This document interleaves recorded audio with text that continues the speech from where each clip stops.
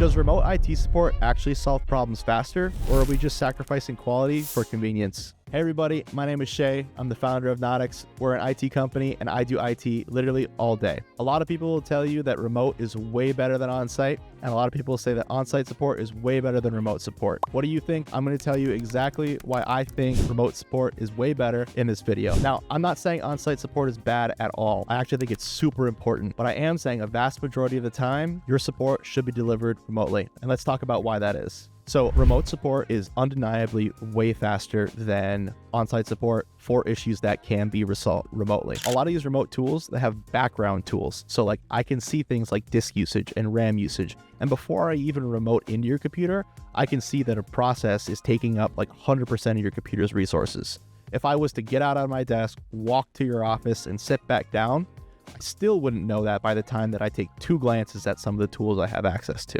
That's why remote support is so much faster, because before we even hop on the phone or hop into a remote session, I already kind of know what the problem is, and you just can't do that on site. Yeah, so remote support is undeniably more cost effective, and the reason is twofold. Number one is efficiency. A support technician, a remote support technician can have 2 sessions open at the same time, and with 100% bandwidth, like totally fine, not overworked or anything, can be working with 2 users at once via chat. They can have 2 sessions open. You cannot do that in person. You cannot work on 2 different devices, one in this office and one on the other side of the office, if you're trying to do this on site. Second fold is you need to physically be there, which means you need to hire in your own geographical area. So if you live in New York where prices are super high, you have to pay New York prices to have someone in the office, as opposed to Brainerd, Minnesota. You could pay Brainerd, Minnesota prices, which are much more cost effective. Also, when you do remote support, you can have multiple people in multiple different time zones, which allows you to do 24/7 support. It's kind of hard to have someone at your office 24/7. What are they going to sleep there? Are they going to do shifts there? If you do that, then they have to pay nights. You have to have people that are willing to work nights on site. It's much more difficult to try to facilitate 24/7 support on site than it is to do 24/7 support remotely. And it's super important that you have that 24/7 support, because bad things can happen at any time. You can get attacked at any time. An employee could need a mission critical document at any time.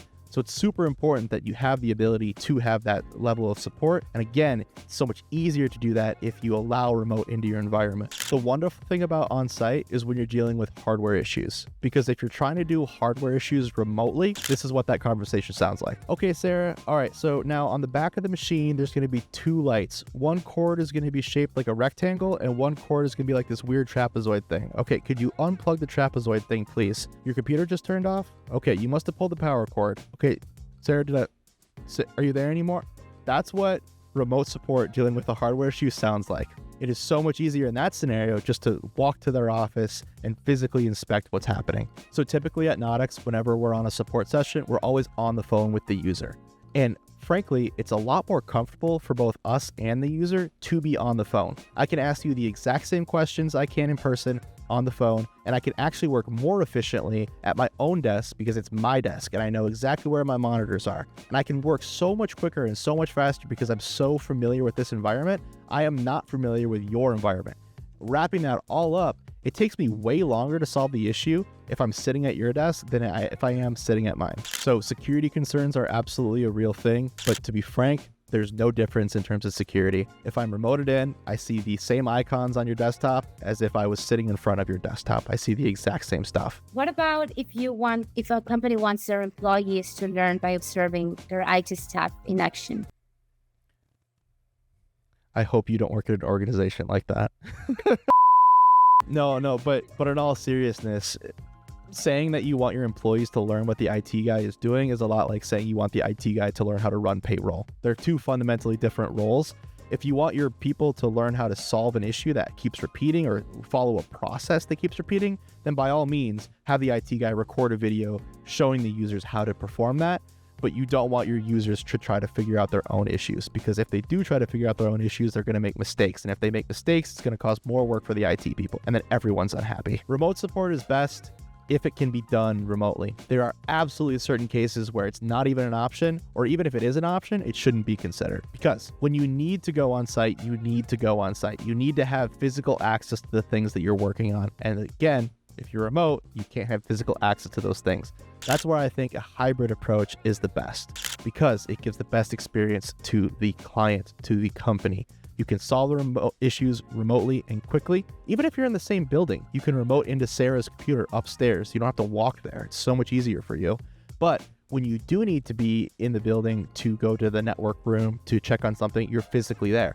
And that's the beautiful thing that the IT champions do, because they have access to all of the tools that we use, but they also are physically in the office. So they get the best of both worlds, which also means the client gets the best of both worlds. So I think AI is a beautiful and wonderful thing. And I also think that AI should not be even remotely close to any direct interaction in a support scenario. And I'll tell you what we do at Nautix. So at Nautix, whenever we get a ticket from a client, we have AI analyze the ticket. We have AI analyze the sentiment of the ticket. We have AI analyze what potential issues, it potentially categorizes it and dispatches it to the right team. But a real human is always the first person reaching out. And I think that's how AI should be done. I think you should leverage AI to do menial tasks that allow you to get quick, actionable insights on data, and then give that data to a real person that can perform real human interactions with people. That's the ideal scenario where AI wins and the humans win as well. Remote support might be best for you, or on-site support might be best for you. Frankly, I don't know, but I'd love to help you find out. If you're unaware of what you think you should do, go to the first link in my description. We can hop on a call and I'll help you find out exactly what you need at your company.